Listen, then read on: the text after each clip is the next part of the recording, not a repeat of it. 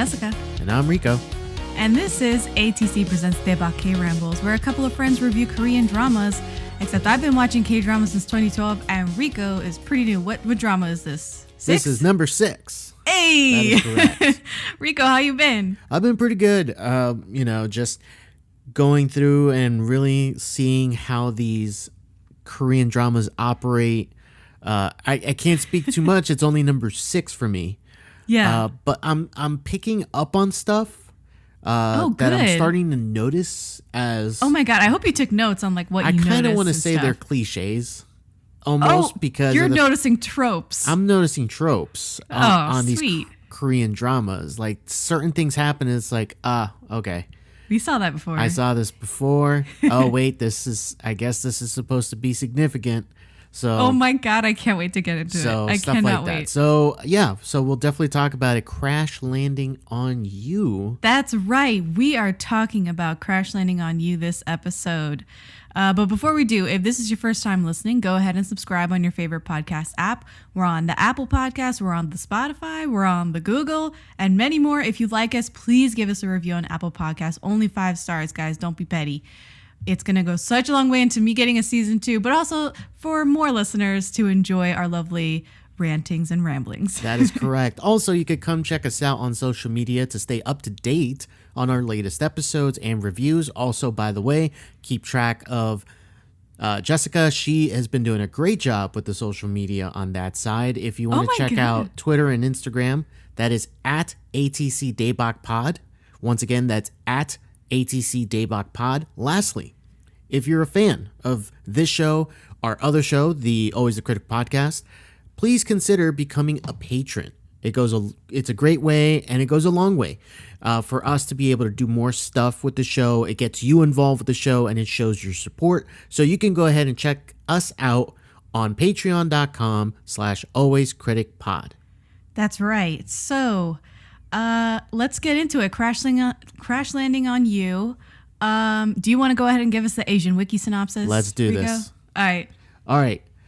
Yoon Se-ri is an heiress to a conglomerate in South Korea. One day, while paragliding, an accident caused by strong winds leads Yoon Se-ri to make an emergency landing in North Korea. There she meets Ri Jeong-hyeok, who is a North Korean army officer. He tries to protect her and hide her. Soon, Ri Jeong-hyeok falls in love with Yoon Se-ri. Yeah, so this show starts on the most preposterous note. She's paragliding. She paraglides into North Korea, like Wizard of Oz style. A tornado happened. I looked up tornadoes in Korea. They do not happen. Korea doesn't get tornadoes, so automatically it's just outlandish and foolish. But I mean, we go from there. This show originally aired from December 2019 to February 2020. It's pretty recent. It is 16 episodes long, and it was directed by Ye-jin. He directed In Need of Romance from 2012, which I watched. I remember watching that show. He directed Heartless City from 2013, which is actually, I think you would really like that show, Rico, because it's a dark noir crime show. And I remember being hand over heart. I remember watching most of it oh shit, this is that serious, huh? Raw. Yeah, it was serious. You're kind of speaking my language there. I know. Maybe I'll have you watch Heartless City one day. A Witch's Love from 2014. He also directed My First Time from 2015, The Good Wife in 2016, and Romance is a Bonus Book from 2019, which stars Lee Jung-suk from W. Hey. That's our guy Casey. Okay, so we talked about W actually. So if you want to scroll back on your podcast feed, you can hear all about us and W. This show was written by Park Ji-yoon, and she is actually a prolific writer. When I looked up her filmography, I was just shocked. So she did Queen of Reversals in 2010. Okay. And then she did My Love from the Star from 2013-2014. I don't know if you've heard of this drama. My Love from the Star? No. No? Oh my God. So this is it did gangbusters. It went overseas. It sparked a new Hallyu wave. And it was so popular, it like made chicken and beer like popular. You know what I'm saying?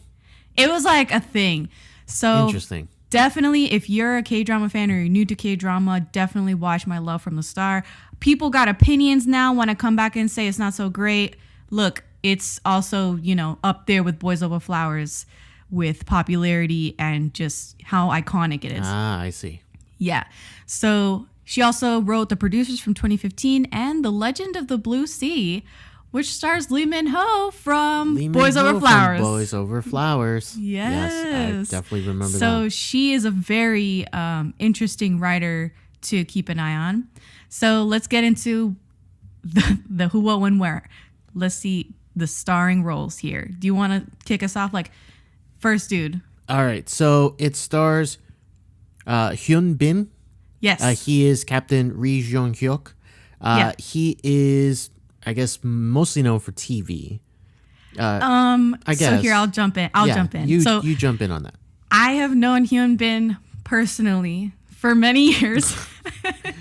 Personally. Oh, man. Yeah, we're on a first name basis. But anyway, he basically shot to fame with this show called My Name is Kim Sam-soon from 2005. And ever since then, he's been, you know, a hot ticket in the world of K-drama. And with Secret Garden from 2010, he just became astronomically famous overnight. Secret Garden is another like really big K-drama, very iconic. Right. It's actually a body swap romance. A body swap romance? Yes, like Freaky Friday style. Get out of here. I'm not joking. So, Secret Garden, huge. Definitely watch it if you haven't already. He also starred in Hyde, Jekyll, Me from 2015, which I think he had like multiple personalities. It kind of sounds like it. Because it sounds like that's what it is. And I think from reading a synopsis 5 years ago, that's what it was. And then he also starred in Memories of the Alhambra from 2018 to 2019. You can catch that on Netflix. It's actually, I believe, a Netflix original. I strongly disliked Memories of the Alhambra. Really? It had one of the most interesting premises I've ever seen, and it just squandered it. So definitely, if you're going to go in and watch Memories of the Alhambra, take it with a grain of salt. Might not be as good as you think. He's also done movies, but that's mostly his TV career. And then we also have, it stars Ye-jin as Yoon Se-ri. She is one of the nation's first loves. Which is the title. Mean? Okay. So I feel like over here in America, we have like, oh, America's Sweethearts. Yeah. It's basically that. Yeah. So like a Julia Roberts. She's like up there with Julia Roberts, basically. Meg Ryan type of, like, yeah. There's like a handful of actresses that they're like, oh my God, it's the nation's first love. Like, okay. Yeah. So she's basically one of Korea's sweethearts. Got it. And she started, you know, she gained popularity through this movie called A Moment to Remember from 2004.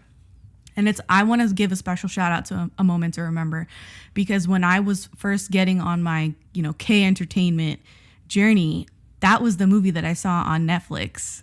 Really? That gave me Korean drama recommendations. The algorithm worked. The algorithm started working its magic through there. Because I watched A Moment to Remember, and she plays, oh my God, it was this really melodramatic, sad movie. She plays this young woman who gets like early onset dementia. I'm sorry? Yes. Okay. It was super emotional. I was bawling. You know, I don't cry at things. No, I know. I was bawling in my room in the dark. So really? That's how I started. So she's got like, she's close to me in that sense, because like, I started my journey, you know, with her basically, and that movie. She's also been in a lot of TV, a lot of movies, but TV, I want to give a shout out to Personal Taste from 2010. That's when I first saw her in a K-drama, and that's also with Lee Min-ho. Hey, they starred together. And then Something in the Rain from 2018, which is a Nuna romance, which means she's the older woman and there's a younger man. Gotcha.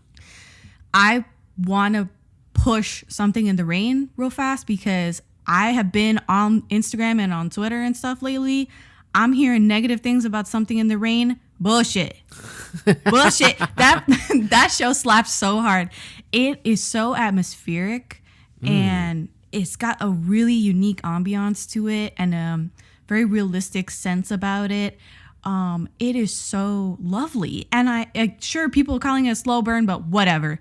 If you're into what I just said, watch Something in the Rain. It's beautiful. I don't mind a slow burn. I don't mind one. It's as long as it knows where it's going.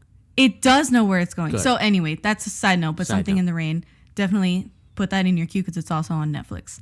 So I'll finish up like with the 2 second leads. So So Ji-hye plays So-dan and Kim Jong-hyun plays Gu Seung-jung, which is like the swindler guy. He recently got big because he starred in this show called Mr. Queen, which is a sageuk drama. Okay. And he plays the king in it. So anyway. And sageuk is a time historical. Period. Historical. Yeah, period piece. Yeah, exactly. I'm catching on. Oh, sorry. I really just wrote sageuk in the notes, guys, and just expected Rico to be like, Yeah, but no, I got it, though. I figured it out. Okay. I think I said it last time, too, or maybe a couple episodes ago. So I want to go back to Hyun and Son Ye-jin because they starred in a movie together called The Negotiation from 2018, so a few years ago. Okay. And she played a crisis I'd never seen this movie, by the way. This is just like synopsis. She plays a crisis negotiator for the police, and he plays the villain. He's like a weapons smuggler for an international crime organization, and she is basically negotiating with him through a hostage situation the whole movie. And they only share like one scene together. Really? Yeah, because it's all like remote. Like they're not face to face. They're not face to face. Right. So that is part of the reason why them starring together in Crash Landing on You was such a big deal, because people saw them in the movie and they had great chemistry and they weren't even together. Interesting. They weren't even acting together. Yeah. So this was a long time coming. I think it might go without saying that they are dating in real life. Okay. Yes. That's where it was going. Yes, that's where it's going because they're a real life couple. It's the Bin-jin couple, Riri couple. Bless them. Okay, so let's get into this show. How did you like Crash Landing on You? Let me just say one thing first before we continue here. So I've already talked about this, I think, on every episode already, and it's the length of the episodes. What are you doing to me, Jessica? I am so sorry. So this show is like an hour and a half. I'm watching a movie every episode. It does feel like it, and I honestly did not think that it was that long until I got to a certain episode. I think except episode 10 or something. I was like, Jesus, these are so long. I feel like it should have ended 20 minutes ago. And I kept pausing right at the hour mark to see how much was left. And it was nerve-wracking. So it was what was happening to me was happening to you because you're used to an hour format, and these were going past that. I'm used to like the 45-minute, and it goes past that. So an hour and a half per episode. It's a Disney movie. And then 2 hours pretty much for the finale. Like, I'm watching a movie every single episode. It's insane. I feel so bad. I'm so sorry. Because I forgot, too. Like, I was watching, like, chugging along, and then episode 10 around there, I was like, why am I... Like, it's just dragging. Like, why is it so long? Right. That's what it felt like. There's so many... Okay, so... about the show itself, let's focus on that. I think the show, you could have gotten away with shortening down scenes because they really extend stuff unnecessarily. Like, just a quick example. There's one, I believe it's in episode 4, if I'm not mistaken, or episode 5, where after him... now I'm forgetting names. Okay, I got this. Okay. After the captain and, man, I am blank. Okay, Seti and Captain Ree. Yes, there we go. So after Seti, basically they come around a corner and his fiance is there, right? Right. And so like they have this entire thing, and then she goes inside. Seti goes inside. And she has this really long conversation with like the group of women. Right. And the neighborhood ajumas. Like it could have been shortened down. Like the conversation went on too long. And I noticed that I was like, when is this scene going to end? Like, it's that one scene lasted very long time. So that's just like a brief example. That's what I'm saying. It's just a brief example. There's something in the finale that I think you think it's the end, but then there's still more. So that's my biggest issue, is that I think that it is too long. Now, in regards to the story is good. It's a good story. I think that You're gonna let upset me talk about the leads. Okay. Hyun. No. No. Actually, Okay. Ye-jin, who plays Yoon, Yeah. I thought she was great. I thought she's amazing. She's amazing. She really carries any scene she's in. She's very expressive. She emotes very well throughout. I really buy her as that heiress, but who is out of her element and now is like, stuck in North Korea. She's fish out of water. basically she's a South Korean princess, pretty much, like, modern day. Yeah. Stop it, because she did play a There we go. princess in a movie. Yeah. And so I did like her. Now, when it comes to Hyun Bin, Didn't like you. I thought he was my fine. God. I thought he was fine. I think that I think the problem mostly is with the character. He's too cold. Okay. So that is what I think as well. It's like purely the character, because I've seen Hyun in like a dozen other things, and he is not that way in every single. Like, this is a choice. This is definitely a choice, right? 100% to play the character like this, very cold, very non-expressive, and just kind of chill the whole time. Yeah.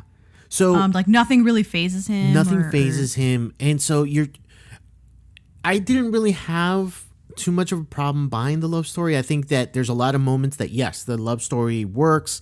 Their first kiss, like the moments that they're interacting with each other. But there's a lot of times where it doesn't feel like he's reciprocating what needs to be felt in a relationship, And again, that could be mostly the character. He's playing, a North Korean soldier, and there's a type of living that happens in North Korea. Again, this is being told from a South Korean, point of view, this entire story. So, they probably made that character that way.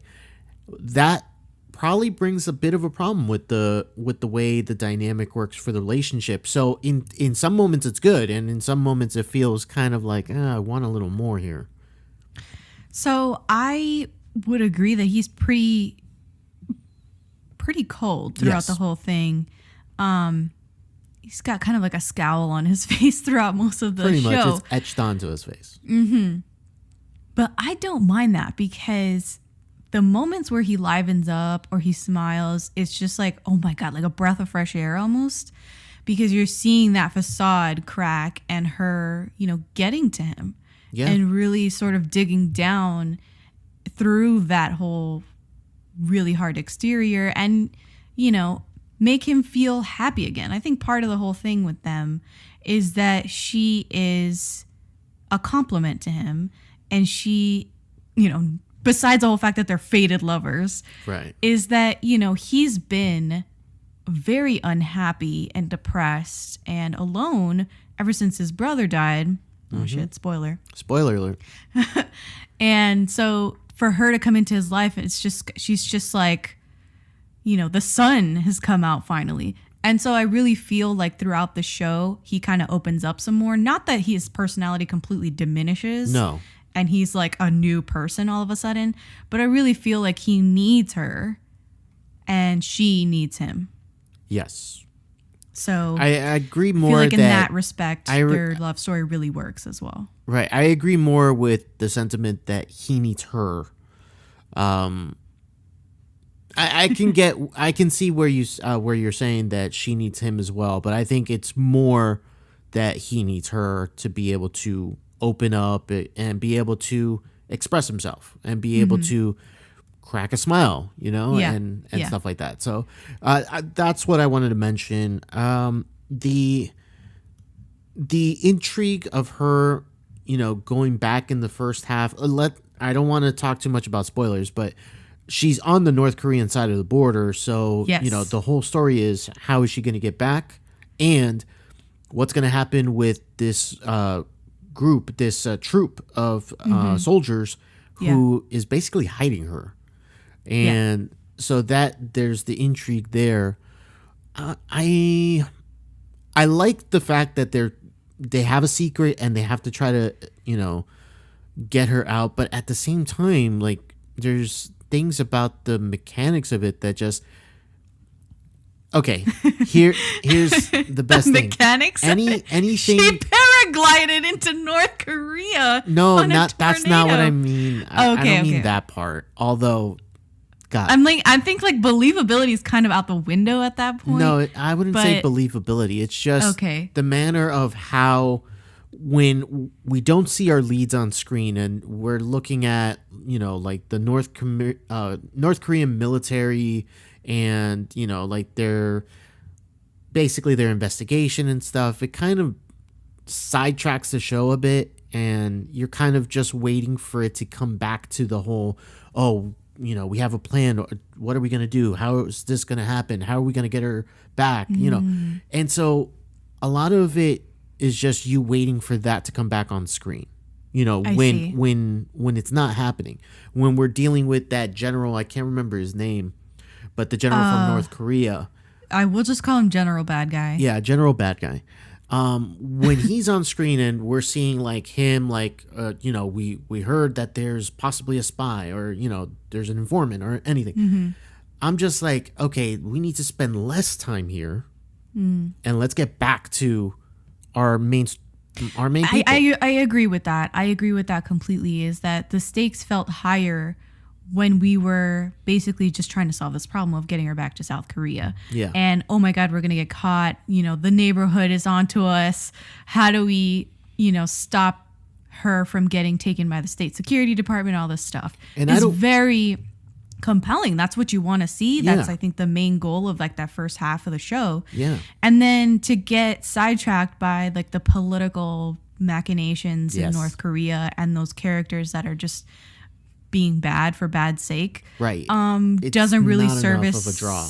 Yes, doesn't really service like the main love story, and this is pure like love story. Yeah, this is a love drama. Story. Yeah, and you want to see a love story have complications, like throw roadblocks into the story as to why they can't be together or why it's going to be hard for them to be together, and they have to overcome that stuff. And that's great, but less time with the backstory, the side B plot, more focus on the main plot. I don't mind having a bad guy, a bad guy that is continuously in the story, chasing them. Think they're going to get caught, so close. And then, they get away type of thing, but just a little too much time. So those are a couple things that I want to point out. One last thing I'll point out, and then I'll let you speak, of course.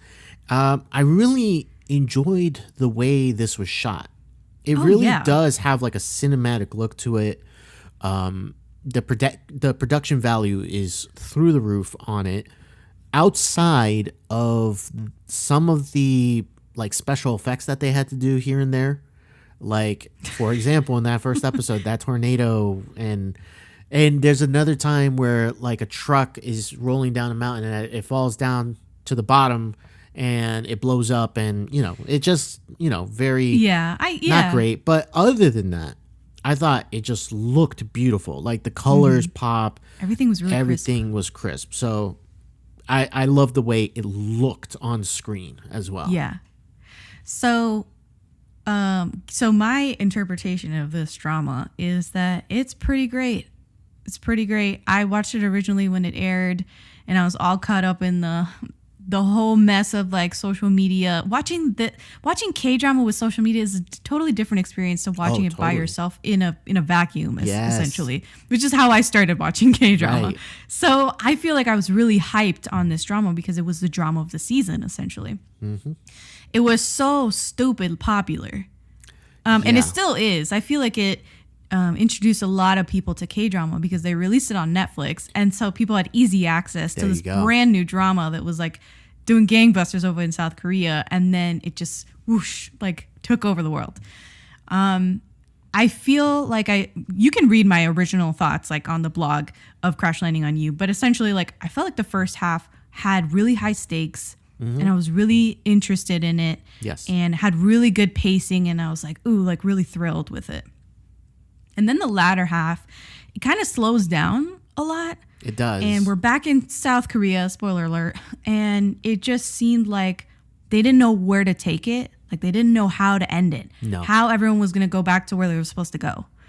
And that really irked me because, you know, you had all this great writing in the beginning, all this tension and suspense, action sequences, you know, people on motorcycles. And it just seemed like the end half of the show was almost like too typical of a K-drama for me. Okay.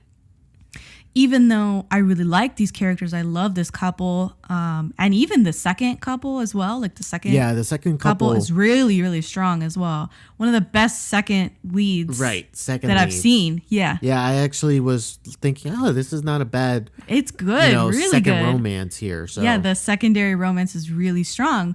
So I enjoyed that, and I'm glad that the secondary romance really amped up in the second half of the show to give it like a little bit more of that tension and quick-paced speed that I was liking from the first half of the show, because the second couple are basically going through the same issues of they're being chased and all this stuff. They can't be together, all this stuff.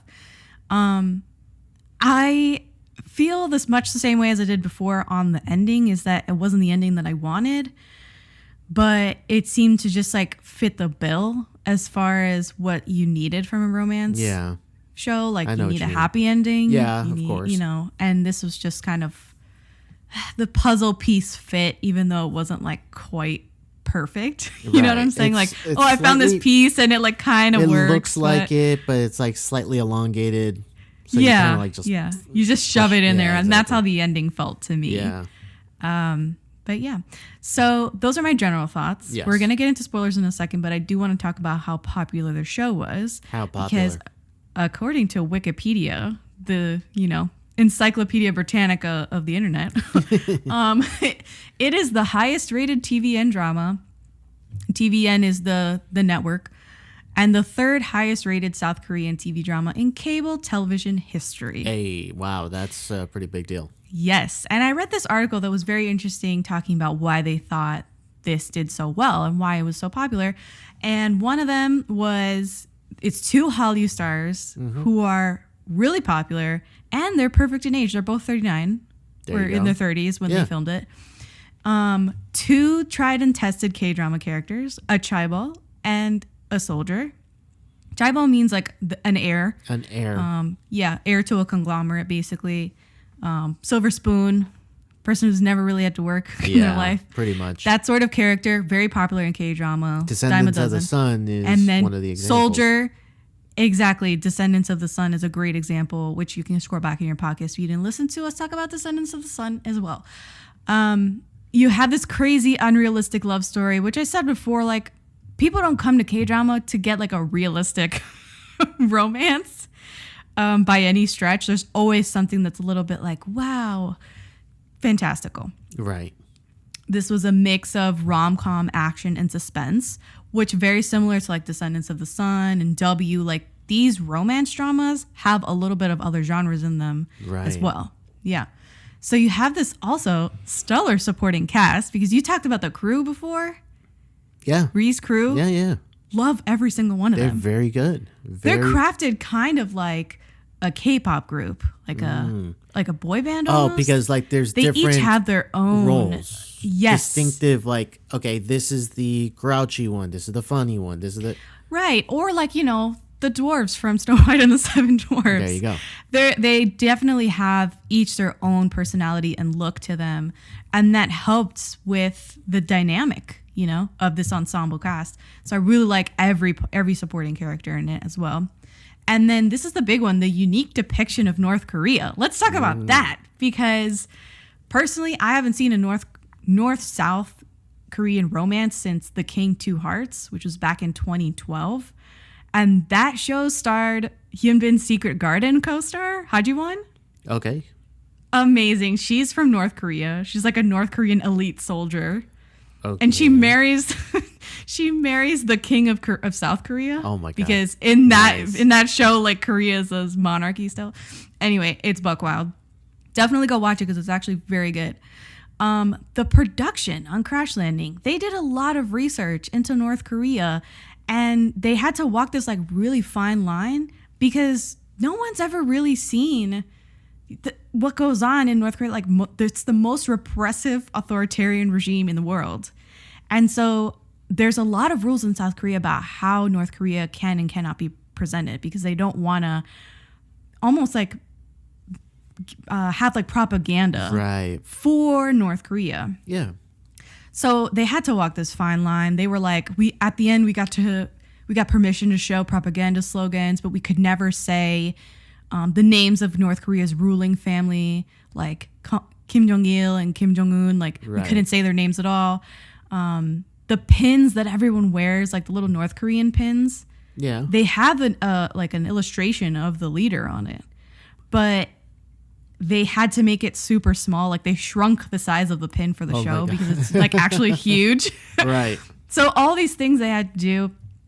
And the drama is basically been praised by a lot of like North Korean escapees and defectors who are like reviewing the details of the show. And they're like, yeah, that's pretty accurate.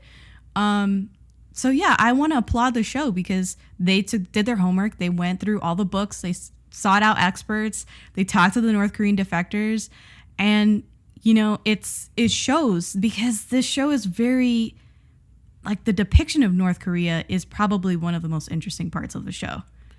It just gives us a glimpse. It gives us a glimpse of what life is like in North Korea.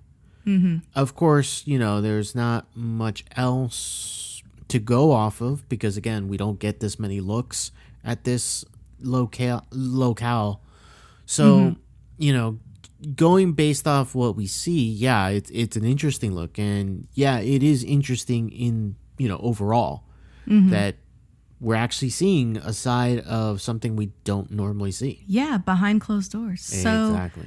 We'll talk more about that, and of course, a love story in spoilers. Excuse me, 뭐라고? 괜찮아.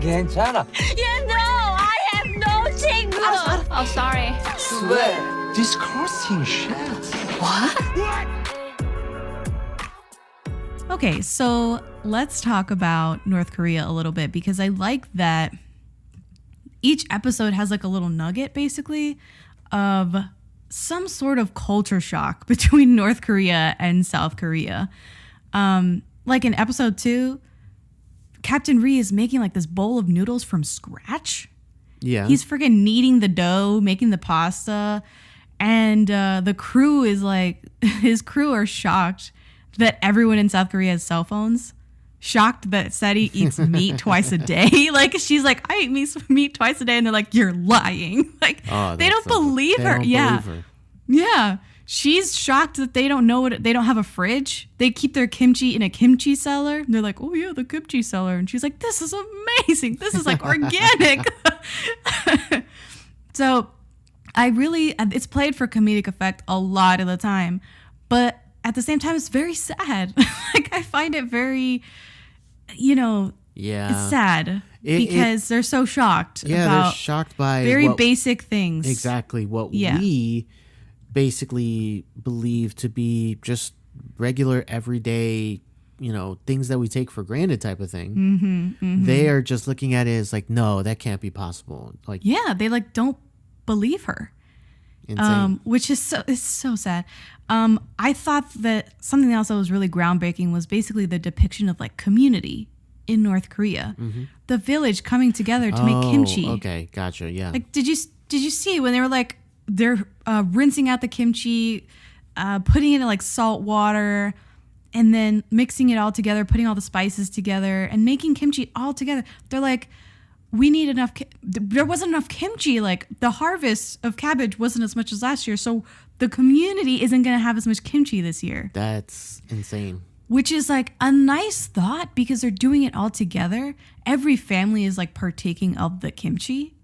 But at the same time, like, you can't just go out and buy more kimchi or buy ingredients to make more kimchi. Yeah. So it's interesting. It's like a weird duality between everyone is very supportive of each other and, you know, but everyone also knows everyone's business. And there's like a threat with that as well. Because you never know who is, you know, possibly going to backstab you. Exactly. Like people could go ahead and tell on you and you could be sent to a concentration camp. Like that was a very real threat for them. Yeah, it is. So you just never know if somebody is, you know, infiltrated there by the state. And they're constantly being listened on, eavesdropped. The town is bugged. And that's like one of the crew that later like comes into the Captain Ree's crew is the rat. They call him the rat. And he's like the wiretapper guy. Yeah, he's the wiretapper guy. That's what he does all day long is listen to his neighbors and friends. Yeah. All day long. Which is insane. I mean, it's insane. I liked in episode 5, the train people singing. Oh, on the train. On the train. They were singing like about their wares and like, we are the train people and we sell this and please buy our stuff. And it was like almost like propaganda, it felt like. Like, you know, you see a commercial for another country, come visit whatever. Right. And it's like the most picturesque thing you can think of. Like the people singing on the train, selling apples and oranges and wearing hanbok. I was like, this is like, I was shocked. Yeah. You know what I'm saying? It kind of reminds me of like you were saying, those advertisements. I always think whenever I think of a place that is trying to sell me to go there, I always think years ago there was this one for California. Come visit California. And it's every like Hollywood star like doing something different. Like one of them's at the beach and another one's taking a hike and the other one's snowboarding. And it's like Schwarzenegger's golfing. Yeah, exactly. And all this stuff. And it's like, come to California and like all this stuff. So it kind of reminds me like that propaganda of like, it's great here. Look at how we live. It's perfect. Yes. So that was really something to behold.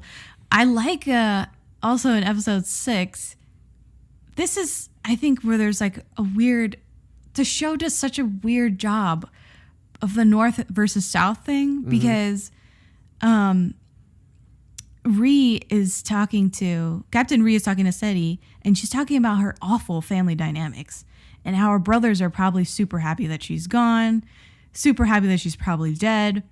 And he's like, no, calm down. They're still your family. It can't be that bad, which is like crazy concept that the North Korean has a better outlook on family and filial love than the South Korean whose family is super ruthless. Because they're viewing it through the tint of family is all you have. Whereas, you know, in South Korea, they're kind of viewing it as, you know, family is here, but there's so much else in your life that happens that, you know, family sometimes doesn't actually come first. In a sense, yes. Although I feel like her family is really buck wild and nasty to each other. And I don't think that's part of the culture over there to be nasty to your family at all. Of course not. They're very big on, you know, loyalty to family, filial piety and all that stuff. So for him to be like, I hear what you're saying, but I don't think it's true is like wild to me. It's wild that he's like, oh no, it can't be that bad. Like you're sitting in North Korea right now. Like, what do you mean my family dynamics can't be that bad? So he debugs the hotel room that they go stay at. Really? Yeah. You don't remember when he debugs the room? Oh yeah, you're like, right. Whoa. And like he like flips over a thing and he sees it and he's like taking it. Yeah, you're right. Yeah. So I have to bring this up because in episode 6 they have like the first snow happens. Yes. So I told you about the first snow in I think the Boys Over Flowers episode. And in this episode, in episode 6, she actually explains the mythology of it. She's like, oh, you don't know about the first snow? So the first snow, like the cell phone lines go down because people are trying to get in touch with their loved ones, trying to get in touch with their significant others. It's basically, if you watch the first snow or experience the first snow with somebody, you'll stay together forever. Like, that's the mythology of it. Gotcha. Yeah. So when she said that, I was like, holy shit, Rico. She said it, not me. Oh, man. I liked episode 7 as well. So then and her mom, they go to the village to shop for a newlywed apartment. And the Ajumas take them to the nearest like apartment building at the entrance to the village. They're in the elevator and a blackout happens. Yeah. And everyone's real casual. They're like, oh, like, come on, like, we'll get you out of the elevator. And they're shocked. Like, Soden and her mom are like, what is going on? They're like, whoa, it's a blackout. Thank God you're not on the 13th floor. My cousin was on the 13th floor and he had to walk all the way up and down. So your apartment's on the 5th floor. Like, that's nothing. So, it's so good. The apartment has a fridge, but since the electricity is always spotty, they use the freezer to store books and the fridge to store clothes.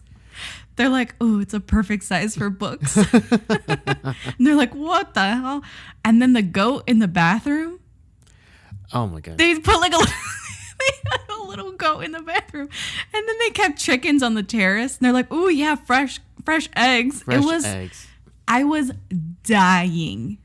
It's visually, it's really funny. Yes. Same thing with when the boys finally go to South Korea and the crew they go into Seti's condo and they're just like, oh my God, it's endless electricity. Oh my God, look at all this warm water. You don't have to, there's warm water, period. Heated flooring, like all these things in like the capitalistic country. They kept saying. The capitalistic country. So good.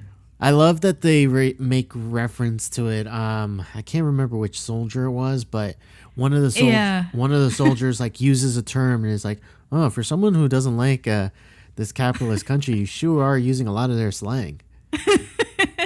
Yes, exactly.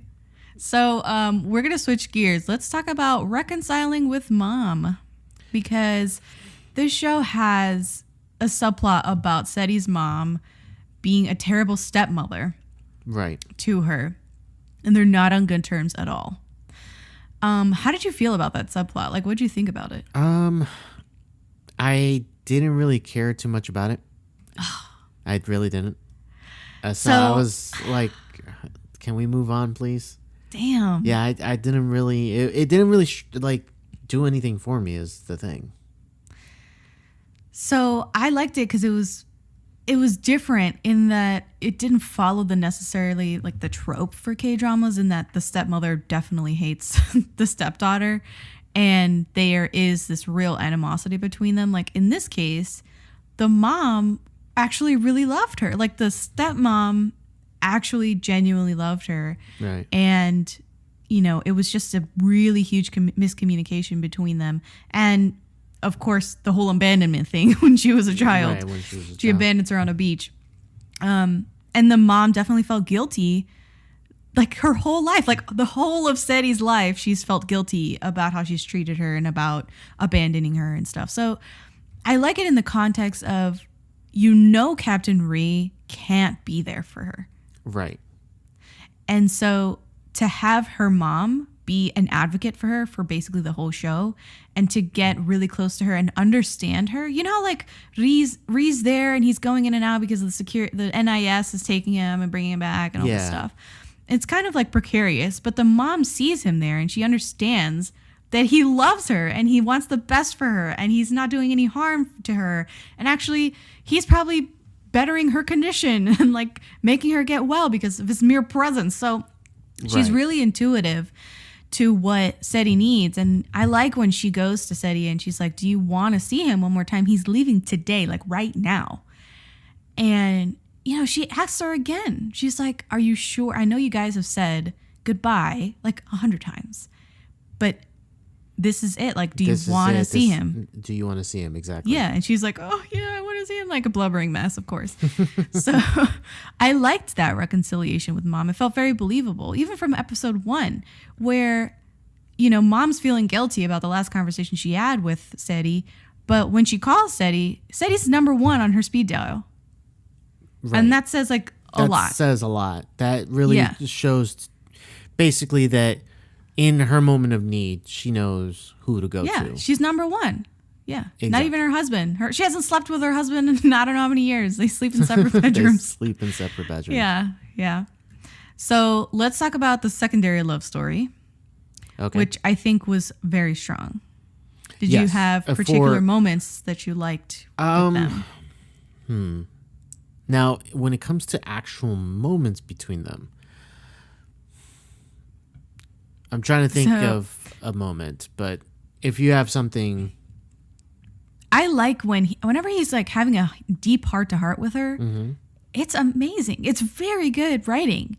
Like in episode 10, he tells her, like, he basically spills the beans like, oh, I helped them escape back to South Korea. Yeah. And, you know, Ri is basically back at the outpost, not at home.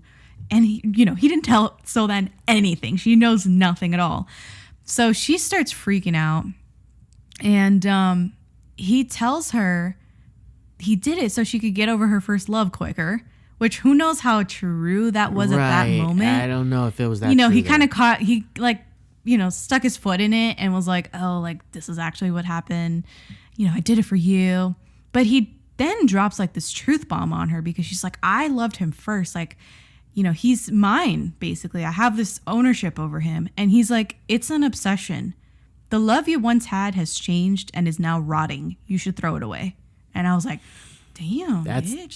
That's a line. That's a line. So I really appreciated that he was a swindler, a con man. Yes, he was. But with So-dan, he was completely truthful and himself the whole time. I'm trying to... There's so many different examples of that. Like, it's basically like the thief with the heart of gold type of thing. Like, it kind of feels along that type of story in a way, for them, in that love story, of course. And I did appreciate that this love story at least allowed me to pay attention and really like, okay, I like these characters. These characters are good. I do like the fact that this guy seems sleazy, you know? Right? But like, you're getting like a really nice tender side to him. Like, yes, I appreciate that. So that was good. There were moments where I wanted a little more from her character, just a little bit. Oh yeah, she's basically the same as Captain. Yeah, Ri. Exactly. It's which is why they wouldn't have worked together as a couple. It's too much of the same thing between the two of them. So no, but I really do feel like they did a good job. They were good enough on the romances, both of them. Obviously, our first romance is really strong. This one is good. Out of the shows that we've watched, it's the one that I've actually thought, you know what? I actually like this couple. You know, so you already know my stance is that for the most part, I could care less about the second couple in most of the shows that we watched. This one, I was like, you know what? They're pretty good together. Yeah. Did you understand that late night ramen joke? No. Okay. So Seung-jun has late night ramen with So-dan. Okay. And he's like, it's kind of funny because they're having ramen together, but there's like a social implication to like having ramen with a man late at night. So he comments on it. He's like, he educates her on like what this is. Having ramen with someone at night is basically like Netflix and chill. Yeah. Like, it's a euphemism for sex. Okay. So he's saying to her, like, if someone says, you know, would you like to have ramen with me? You have to say no. Oh. And she goes, why shouldn't I say yes? I like it. And he like almost drops his chopsticks. Like, he's like, what? He's like, what do you like? Are you talking about like ramen, like literal ramen? Or are you talking about like men? Or are you talking about me? And like later she answers him and she's like, no, I was talking about you. Like, I like you. There you go. Yeah. Why shouldn't I have ramen with you late at night? Because I like you. Right. Oh, okay. It's so cute. It is. Oh my God. It is pretty cute. It's super cute. And then, of course, he stays up all night thinking about why she smiled at him, because she smiled for the first time at him, and he like loses his mind. Like he stays up all night. And he's like, what the hell? What am I supposed to do? Why was she smiling? So it's great. It's really good. Last thing I want to talk about for them is the bridge confession. Jesus. Oh, so hold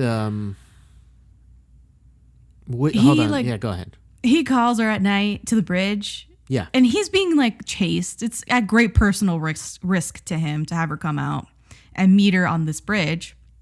And she's like insinuating that maybe Captain Reed doesn't like her because she's not attractive. And he basically tells her that she's amazing. She's pretty. She's, direct quote, coy, haughty, and unfriendly. And I just can't hate you. Like, oh my God. Like, it's so good. And then he says, you make me want to become a better man. Are you joking? And then they kiss? If there's not a better line, I mean, come on. This is a line that you hear in when it's involving two people who are in love with each other, and one is a certain way, and then they throw out that line. It's just magic. It's over. It's magic. And then they kiss, and I'm just like, oh, I'm 100% committed to the second couple. Did you expect for him to die? No, I didn't. Okay. Because I never think that in a show like this they would go and, kill off what I feel to be a major character. I'm not saying the main character. Yeah. But a major character I never expect them to kill off. Yeah, me neither. But they did. Neither. I was shocked. When I watched it the first time, I thought it was a joke at first. And then they showed Seol-dan grieving, and I'm like, oh my God, did they really kill off this dude? They straight up murked him. Yeah. They murked him, bro. So I kind of on this watch, I'm so bad. So he dies on the ambulance, right? It's really emotional, but the paramedic is chill as shit. Yeah. Like the paramedic did not bother explaining to Seol-dan that the man just died in transit. No attempt at resuscitation, no CPR. He just takes his pulse, takes off the oxygen mask, and is like, sits back like, all right, we got a few more minutes to go. Yeah, before we reach the hospital. Like, really dumb. But this time I created a moment of levity in my head. And you know how in Forrest Gump? Oh, no. when Forrest says, instead he died right there by that riverbed in Vietnam. Like, I think of that line sometimes when characters die, and it came to me this time around when Seung-jun died on the ambulance, and I died laughing. It was so stupid of me, but that's pretty silly. Oh God, it's silly. It is silly. Oh my God. Oh God. Okay, so let's switch gears to the main couple. Okay. I think this is what everyone is really excited for when they watch this drama is Hyun and I forgot her name. Sorry about it. Son Ye-jin. Or yeah. Oh yeah, Seti is her character's name. Her character's name. Yeah. So we actually get a cool cameo in episode 1. Jeong-hyeok is another Hallyu star, celebrity. He's actually in Hospital Playlist, which is a really big drama as well. If you can't already tell, Hospital, it's a medical drama. Yeah, I don't know what gave it away. I don't know what gave it away either. But anyway, he is basically the boyfriend in episode 1 that she's caught. The paparazzi catches photos of her with him. Okay. So I'm sure you missed that. You were just like, oh yeah, it's another dude. Yeah, it's just another dude. But I was like, me. oh my God, it's Jeong-hyeok. Did you get in episode 1 actually that when Seti's dad gets out of jail and his son's wife gives him a cake made of tofu? Do you know why she did that? No. Okay. No, I don't know When why. people get out of jail over in Korea, it's like a thing to have tofu after you get out. Tofu. Yeah. Tofu. Okay. Yeah. I don't know. I I don't didn't know know that the was a significance of the tofu exactly, but I know that it's very common. Sometimes it'll be throwaway. A character will come out of the police station and somebody they know will be waiting there, and they'll give them a wad of tofu. What? Okay. And they'll be like, it's casual. They don't even have to reference why they're doing it. Okay, sure. Okay. Glad we could clear that up. I had no idea that was a thing. Episode 2, there's another thing. She has a flashback and she's narrating her doljanchi baby ceremony, where she's like a baby and they have like a table of things in front of her. And it's basically like a first birthday party. It's very important in like Korean culture. And whatever they choose on the table is supposed to be like, oh, like they're choosing their future. And she says like, I chose myself when I did that ceremony. And then subsequently her brand is called Seti's Choice. Seti's Choice. Yeah. See? It all comes back around. I know. So let's talk about one subplot that involved our main couple. And that was that they had met before in Switzerland. Yes. And it was under really interesting circumstances because he was there with Soldan, his fiancée. His fiancée. And she was there to die. She was there to commit suicide. In like a beautiful, picturesque place. Wild that the show went here. Wild. This was probably the thing I liked least about the show on first watch, is that they're so fated to be together. They actually met before in Switzerland, and she heard this song that he composed for his brother, and he played it once on a piano on the banks of a fjord in Switzerland. She heard it, remembered it, played it back to him, and they're supposed to be together. Like, it's a sign. Yeah, I felt like it was a little too much. Like, it was super hammy. Way too much like, oh, destiny and fate. Yeah. That they're supposed to end up together. I wasn't a big fan of it. I wasn't a big fan of it either. Even on this watch, I was like expecting it. I knew it was coming, and I was still like, I don't like that. I really believe that their love story from she lands in North Korea onward is just fine, like perfectly adequate. Doesn't need this whole like backstory of them meeting and like he composed this song for his dead brother, but it brought her to him and made her want to live again and all this. It's too much. Too much. Way too much. So, and she has a stupid good memory. Have you heard a song once and been like, hey, can you tell me where the song is from and play it on the piano? Not like that, no. Bro. When I hear a song, sometimes I'll be like, this song sounds pretty good. And then I'll think, wait, have I heard this before? I don't have like that great a memory. The only song that I feel like I did that with was Coldplay's Clocks. Oh. I was a young thing when I first heard Clocks, and it was such a great song. And the hook, right? The staccato notes. And I was like, oh my God, what song is this? And I couldn't figure out what they were saying. Like, I couldn't figure out the lyrics at all. Right. So I had this one like riff in my head for years. And then finally I figured out it was Coldplay's Clocks. Great. But I feel like that's the only example that comes close to like this experience that Seti had. No, but she was just like... she heard it echoing on the banks of this village, and she sees this lone man on a dock playing an upright piano. Like, ridiculous. It's just too much. Too much. Exactly. Yeah. In episode 3, he ties up her hair. I feel like this is another thing. So, because we saw that in W as well, that he ties up her hair and it's supposed to be like a romantic gesture. Right. It's supposed to be a romantic gesture. So that one didn't catch me, that much as because you've talked about it so much as like when like holding of the hands like the gripping of the arm. Like, for example, there's when they're in South Korea and they run into the con man, that's what I'm going to call him. And the con man grabs her by the hand and like the camera focuses right on it. Oh, yes. In the elevator. And then like... Okay, they're still in North Korea, I think. They're still in North Korea at the time. Yeah. Oh, okay. So, yeah, that caught me like, oh, this is there it is. A big deal.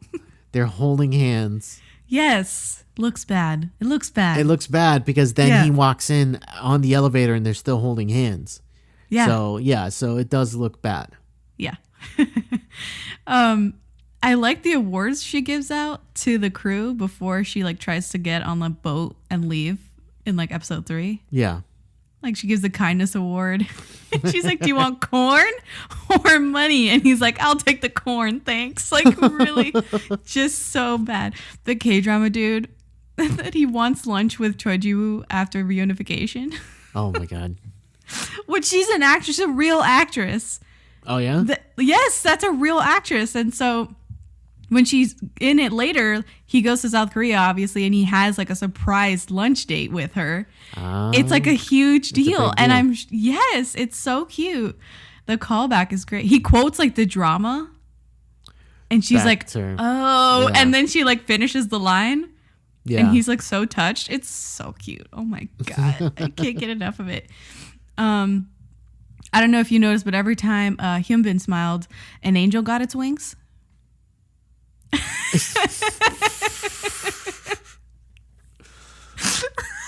So Hyun barely smiles in this, but when he does, barely, he has dimples. Okay, like people go wild for Hyun's dimples. It's a thing.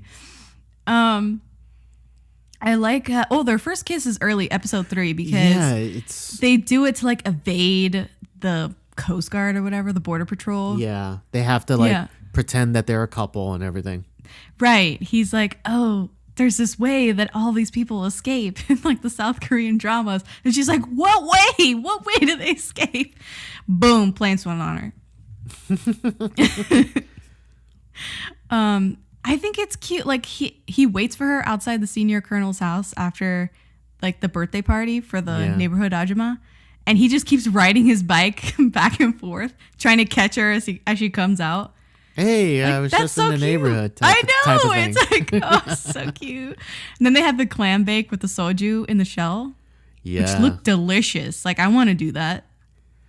Yeah. Didn't that look delicious? It did. So, yeah, that's something that we can maybe look into doing. Yeah, man, for sure. But he keeps, like, glancing at her, and their eyes meet over the fire. Then he makes her coffee from scratch.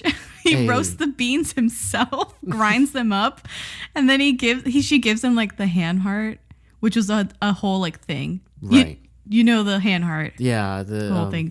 Yeah, I'm not very good at explaining it, but yes. Okay, it's just like means I love you, but it's the shape of the hand when you do that is like the shape of a real heart, like anatomically. Heart. Yeah. So, and that's very popular. People do that all the time, that pose. She gets lost at the night market and he finds her using a scented candle. Yeah, he's holding it up, just like looking for her with the scented candle. That was great. I know. So they get got by Soldan. Yeah, and he comes home the next day after sleeping at his parents' house in Pyongyang. And she set up like a 38th parallel made of empty beer cans in the house. She tells him not to cross the line. So classic. I think once they get to the send-off, like, it's so good. Right? Yeah, it is. Like, once they start, I mean, obviously you have them going to Pyongyang to get her passport photo. And he peels like a hot potato for her. And she suddenly is like, you're a good man, Mr. Ree. And one day you'll make a good husband and a good dad. I was like, this is love. This is love. She falls asleep on him and puts it like his giant coat on her. And then leans her head on his shoulder. Bye. Bye. This is love. This is love right here. Love. Oh, man. But yeah, he gives her this classic stay where I can see you line. Yeah. Have you noticed that they kind of say some version of this line in the K-dramas? So, stay where I could see you. I can't protect you unless I could see you. Not really something that I noticed. I apologize. It's not something that really came to mind while watching it. Yeah, he gives her this line and then I was like, there it is. Oh, okay. So it happens often. When there's a guy protecting a girl. Yeah, I think they even said it in the K2 as well. Ji Chang-wook was like, stay where I could see you. Stay where I could see you. Yeah. It sounds menacing the way you say it like that. I mean, they don't say it like that. They say it like all lovey-dovey, but You know what I know mean. exactly what you mean. Yeah. She actually sings in episode 6. When she has like the picnic with the boys and she sings a song at their request. That is the second drama in a row that we watch with the leading lady singing because Yoon sang this super hammy version of Amazing Grace in the K2 and we never talked about it. We never did, and I was just had it in my notes. Why did this happen out of nowhere? I don't know why, but it's very, I don't want to say it's common, but I'm not surprised when a leading lady has to sing a song in a K-drama. You're not surprised. No, I'm just like, here we go. I really liked when he showed up on the motorcycle to save her. Oh, yes. And there was like that whole motorcycle shootout. chase, right? Yeah. Yes. Yes, that was great. Oh my God. So you loved it. Yeah. Yeah, that was great. That was a lot of fun. Oh man. But then he gets shot and she saves him by, taking him to the hospital, misses her flight out with the national team of I don't know what. It was was it a track team? Yeah, it was a track team.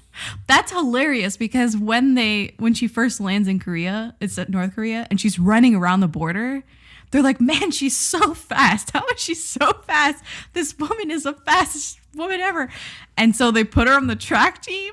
Oh my God. That was so silly, but it's almost like a callback. Yeah, it really is. But it is. My God, it's so silly. I know, it's so silly. Oh man. But then they kiss again actually outside the hospital, which is great. They do. And then the nurse later is like, there was this obscene couple like kissing outside the hospital. Like, how dare they? Yeah.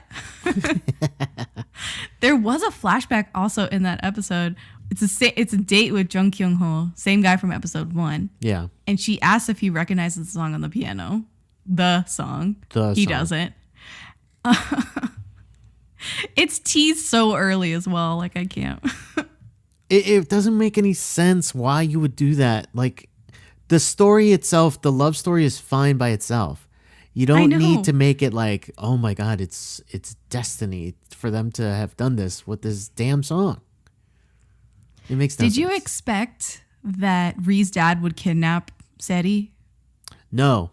Oh, okay. No, I didn't expect that. Okay. I thought that was it necessary to kidnap her? No. Really? No, right? I mean, she was like on the verge of getting caught anyway because the general bad guy had wiretapped the house and was like, let me know when they come back. And they had come back. Right. Stay. So, I mean, she was going to get caught anyway. And actually, he does get caught. Yeah. Like, they take him in and she's not there because the parents took her. Exactly. Yeah. I like Ree's mom. It is necessary because then we get to see Ree's parents in Pyongyang, and it's like really the mom, I feel, stands out a lot because she's quick on the uptick. Like, she feels very sorry for her son, and she wants him to be like the sweet boy that he once was. She's like, he was a very sweet boy, like when he was younger. Yeah. And she's so compassionate towards Seti. Like, she brings her food, she takes her out of the drafty attic room. And all that just like is very nice and comforting, like versus her shitty ass family from South Korea who wish her dead and are conspiring with, Chinese smugglers and North Korean political, people. It's crazy. Yeah. But when he shows up at the parents' house and he's like, where is she? Did you kill her? Oh my God. I mean, you didn't feel something there? No, I felt you didn't feel something there. Okay, no, I did. I thought it was a very romantic and very like, hey, he's making it well known what his feelings are. Yes, yeah. He goes, if she's dead, my life will be a living hell. Like, geez.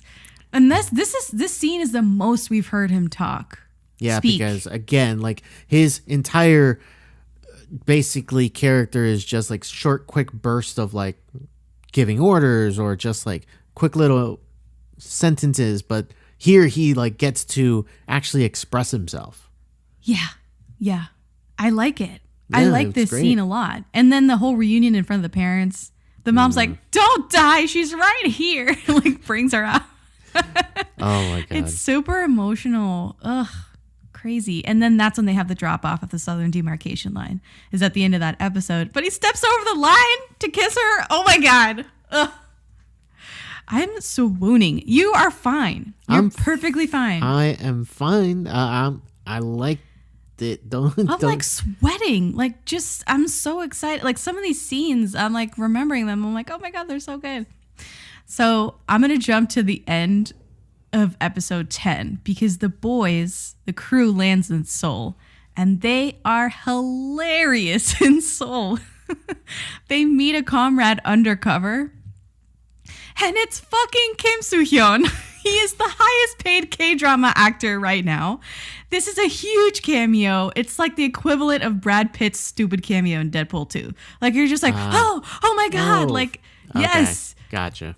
The character is actually, he's reprising a role from the movie Secretly Greatly in 2013, where he plays a North Korean Special Forces spy undercover in a poor neighborhood in Seoul. And his undercover persona is this goofy, mentally challenged young man. Oh, wow. Which is why when like that dude calls him, he turns around and he's like silly all of a sudden.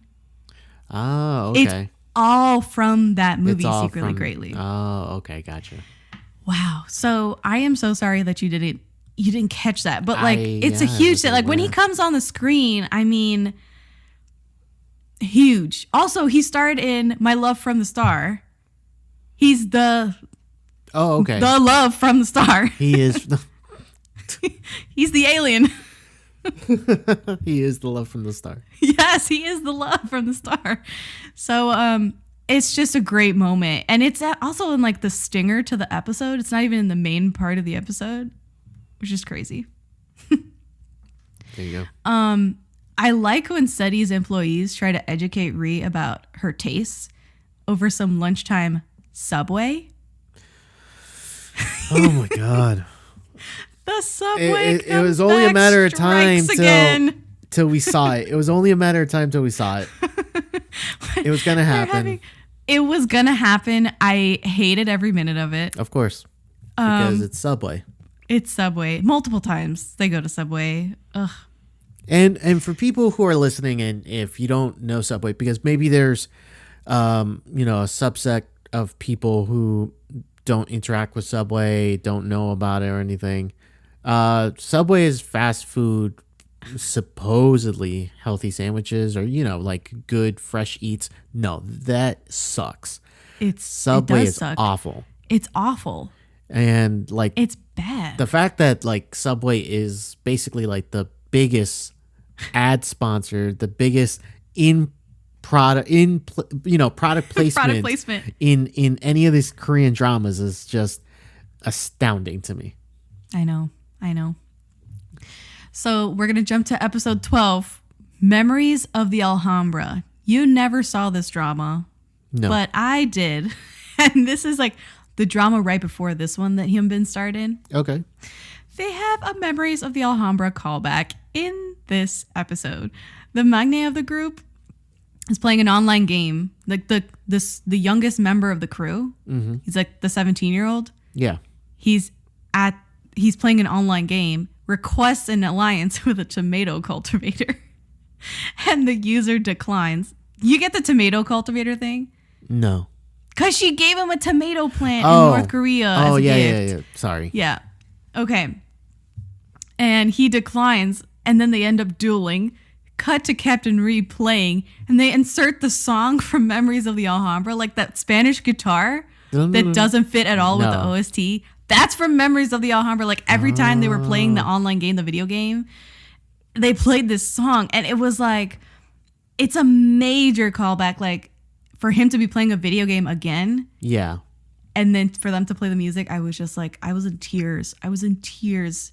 It fits so well, and it's just fan service. It's great fan service. So if you've watched the drama from before, like it'll really like tie in. Clear as day tie in. Gotcha. Yes. Yeah. Fair enough. Oh my God, but they have this tender moment. They drink like soju at the house, and Ri confesses that he doesn't want to go back. Yes. Oh my God. Then he says, I want to marry you here and have a child that takes after you. I'm done. I'm on the floor. Then he goes, she goes, I like girls. And he goes, I like twins. Bye. No. I'm done. Like, they cannot be sweeter in these moments together.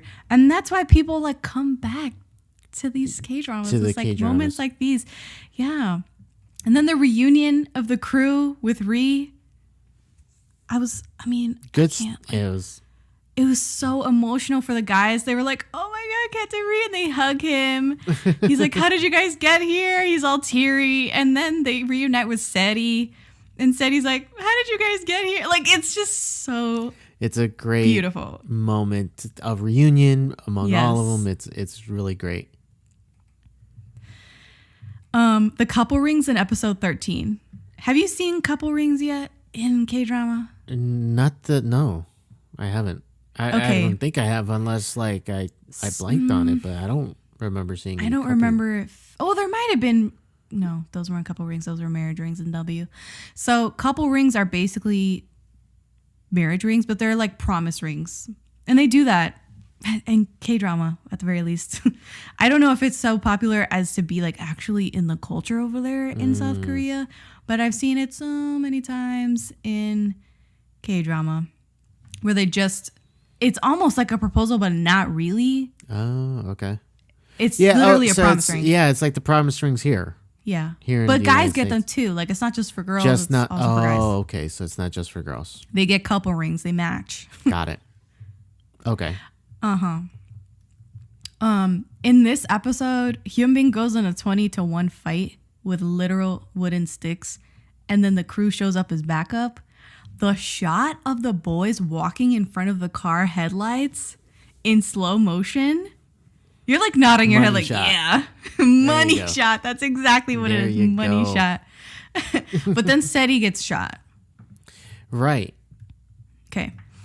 So here's also what I didn't like on first watch and second watch is that Seti gets shot once, gets in a coma, almost dies from sepsis later. Yeah. And the bad guy gets a back alley like surgery with presumably no anesthesia.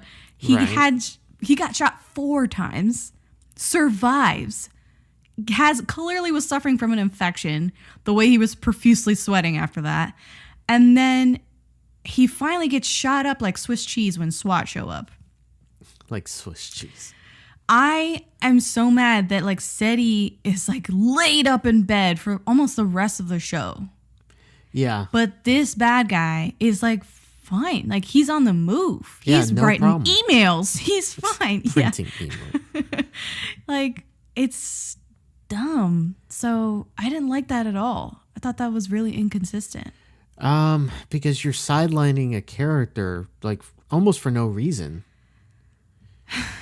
Like I like the fact that there's a lot of comedic stuff that happens while she's asleep, like while you were sleeping, because the wiretapper like takes it upon himself to like tap the room, Yeah.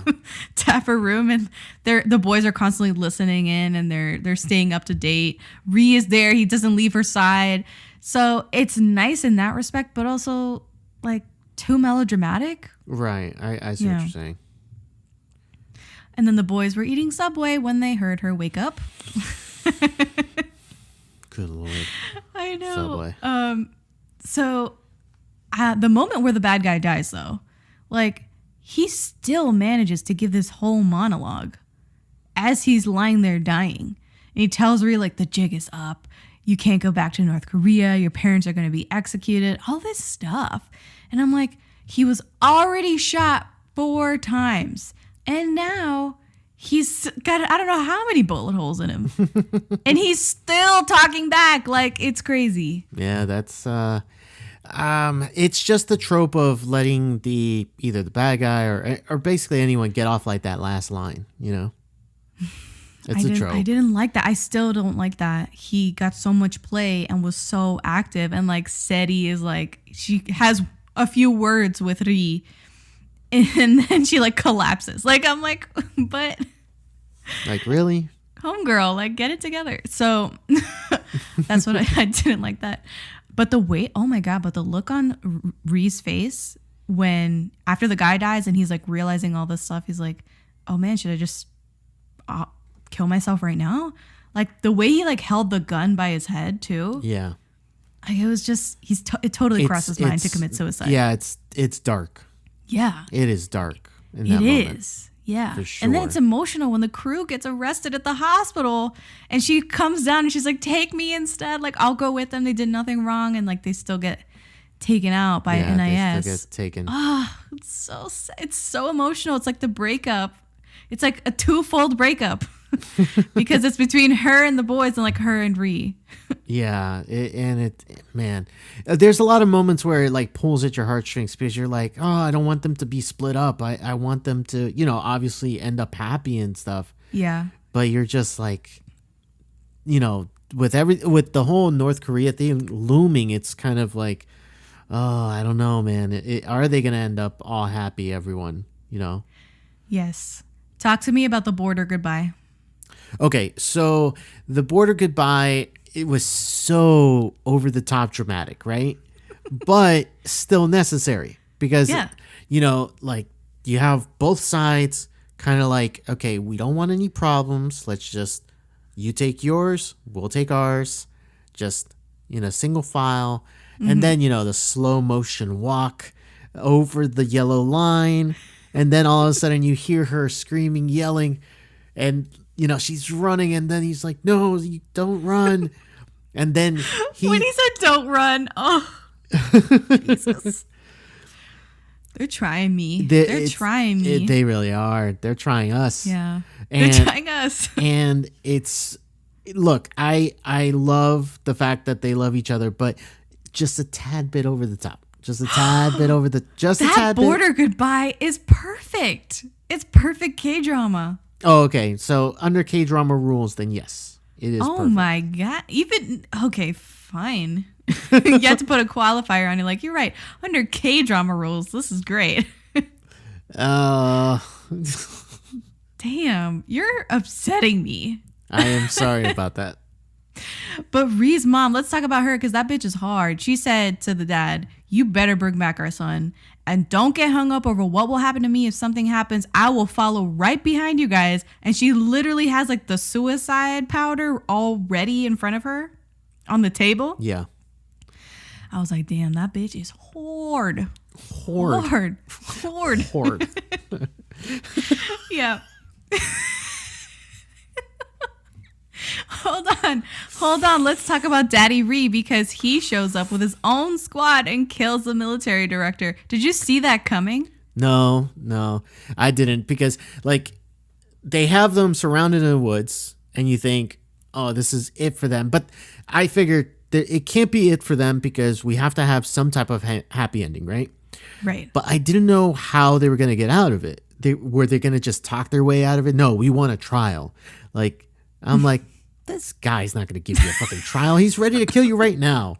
So, but, to kind of my surprise, out of nowhere, they like come out here and they start firing on their own men.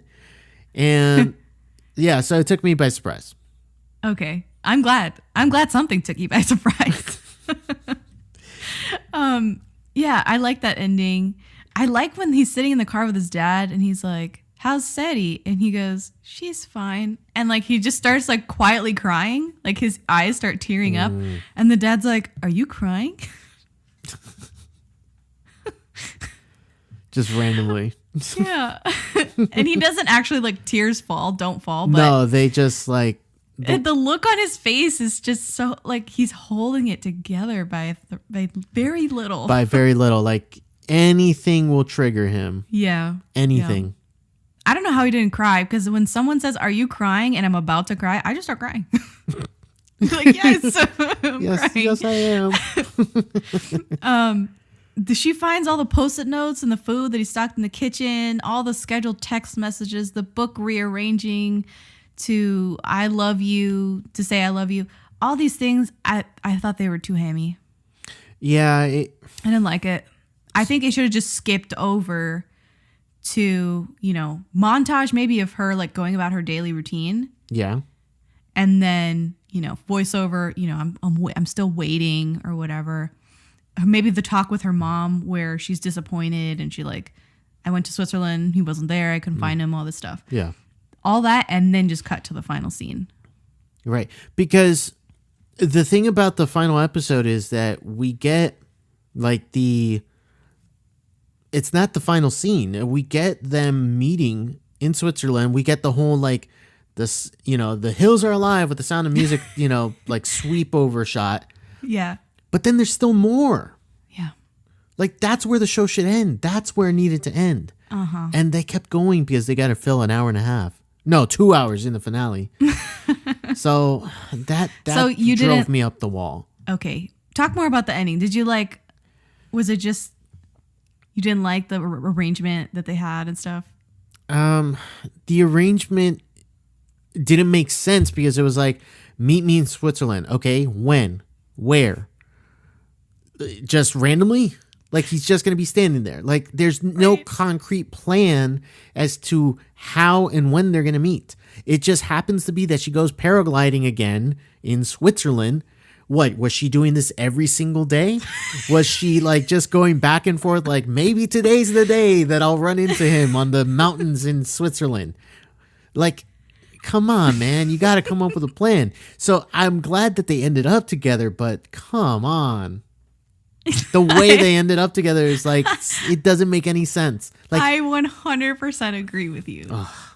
100%. There's nothing glad. else to say. I'm glad. It's just like, I guess it's a happy ending, but like, I need details. Like, I can't even go meet you if I don't know where we're meeting. Like, you can just say, "Hey, I'll meet you in, Switzerland." When? Where? When? What time? What should I wear? Doesn't make sense. No. Does not make sense. Oh my God. Like you and me, like we'll go to a movie and it's like, oh, where did you park? You know? Yeah, exactly. Stupid things like that. Oh, so Damn. dumb. But Yeah. I'm glad that they ended up together. Yeah, same. But Scenic, shot and everything. Oh my God, but so picturesque. Oh yeah, no. Oh my God. And Hyun been wearing a turtleneck? Oh. That man should live in a turtleneck.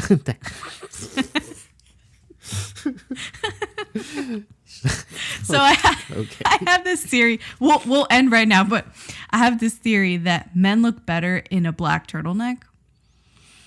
Period. It doesn't matter who it is. I think I'm willing to go with you there. Yeah. Because have you seen our boy? Oh, of course you have. But you remember in X-Men First Class, Michael Fassbender. Oh my God. Why are you bringing that up right now? I can't deal with Hyun-bin as it is. Now you're bringing a Fassbender in a turtleneck. Because he's in a turtleneck. It doesn't matter like who it is to me. Like actually it happened, the epiphany happened on a K-drama where the lead wasn't that attractive to me. And then he comes out in a turtleneck and I was like, I beg your pardon. One of those situations, huh? Yeah. Yeah. So Hyun-bin, just keep it coming. Like keep doing what you're doing. Like let them work on you. Let them give you the pea coats and the trench coats and the black turtlenecks. And the black turtlenecks. It works every time. It's like the bend and snap. Oh my God. So first X-Men First Class and now out of nowhere. Hyun-bin and crash landing on you. Oh my God. Oh man. All right. Is there anything else you want to add to this really in-depth review of Crash Landing on You?